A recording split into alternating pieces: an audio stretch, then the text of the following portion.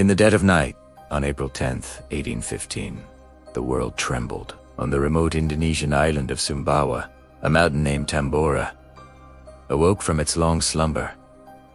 It wasn't just an eruption, it was a cataclysm, an event so colossal it would tear a hole in the sky and plunge the world into darkness. This is the story of the largest volcanic eruption in recorded history, a force of nature that killed tens of thousands in an instant, and then, silently, reached across oceans to change the course of human history forever. This is the story of the year without a summer. Before the sky roared, the world was a different place. The year is 1815.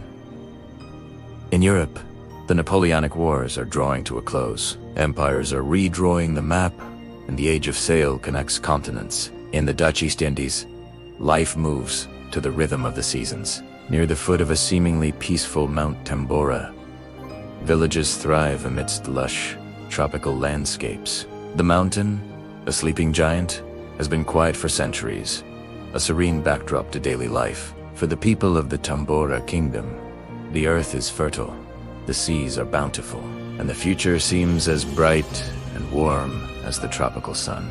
But far below their feet, immense pressure was building, a ticking clock counting down to an apocalypse that no one could have imagined. On the other side of the world, no one knew that this distant, jungle-clad peak held their fate in its fiery heart. On April 5th, the first rumbles began, a sinister prelude to the main event. 5 days later, the real horror was unleashed.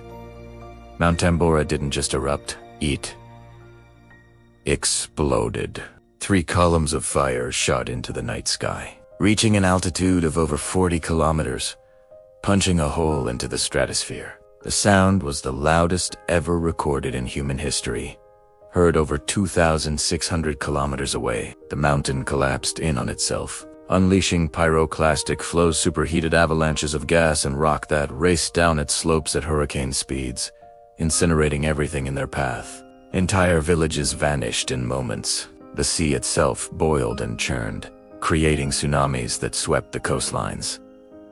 For 3 days, a blanket of ash so thick it blocked out the sun descended upon the region, turning day into absolute night. When the dust finally began to settle, the once majestic Mount Tambora had lost a third of its height, and the vibrant kingdom at its base was gone, buried under a thick shroud of gray ash. Over 90,000 people would perish, most from starvation and disease, in the desolate aftermath. But the eruption's most far-reaching impact was yet to come. The fine ash and sulfur dioxide hurled into the stratosphere had just begun their silent, invisible journey around the globe. The immense plume of volcanic aerosols, more than 100 cubic kilometers of debris, formed a thin veil in the upper atmosphere. This veil began to drift, carried by stratospheric winds, gradually encircling the entire planet. Like a planetary sunshade, it reflected a portion of the sun's light and heat back into space. The effects were not immediate, but by the following year,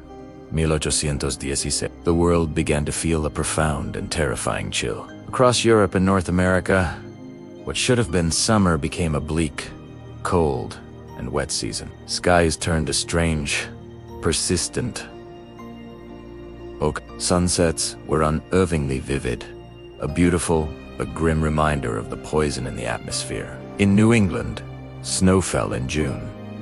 In Switzerland, the alpine glaciers advanced. Rivers in Pennsylvania were still frozen in July.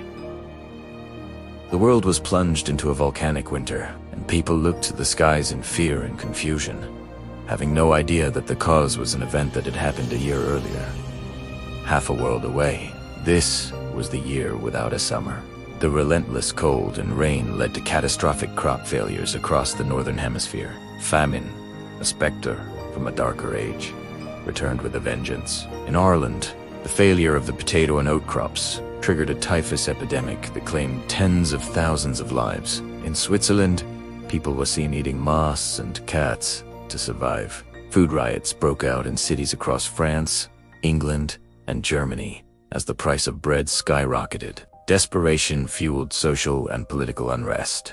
In the United States, the agricultural crisis spurred a great migration westward, as families abandoned their failing farms in New England in search of better land and a more stable climate in the Ohio Valley. But this period of darkness also sparked incredible creativity. Trapped indoors by the incessant rain during a holiday in Switzerland, a young Mary Shelley and her companions passed the time by writing ghost stories. The gloomy, storm-filled nights inspired her to write Frankenstein, a masterpiece of Gothic fiction born from a volcanic winter. In Germany, the scarcity of oats for horses led a man named Karl Drade to invent a new form of transportation, a two-wheel, human-powered machine that would become the ancestor of the modern bicycle. Chaos and creativity, despair and innovation were unintended consequences of Tambora's fury. For decades, the cause of the year without a summer remained a mystery. People blamed sunspots, divine punishment, or simply an unlucky turn of the weather.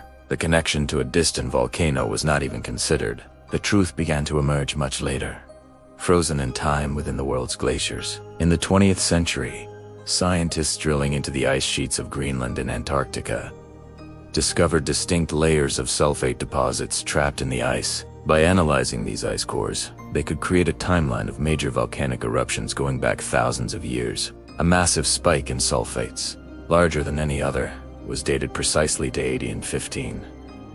This was the smoking gun. It was the physical evidence linking the global climate chaos of 1816 directly to the eruption of Mount Tambora. With modern climate modeling, scientists could finally recreate the event, simulating how tumbrous aerosol clouds spread and cooled the planet, confirming that a single volcano could indeed change the world's weather. The mystery was solved, not by witnesses on the ground, but by the patient work of science, deciphering a message written in ice. Today, Mount Tambora is quiet once more. The scars on the landscape are healing. Lush vegetation has reclaimed its slopes, and a new, wider crater holds a serene lake. Life has returned to the island but the legacy of its great eruption endures.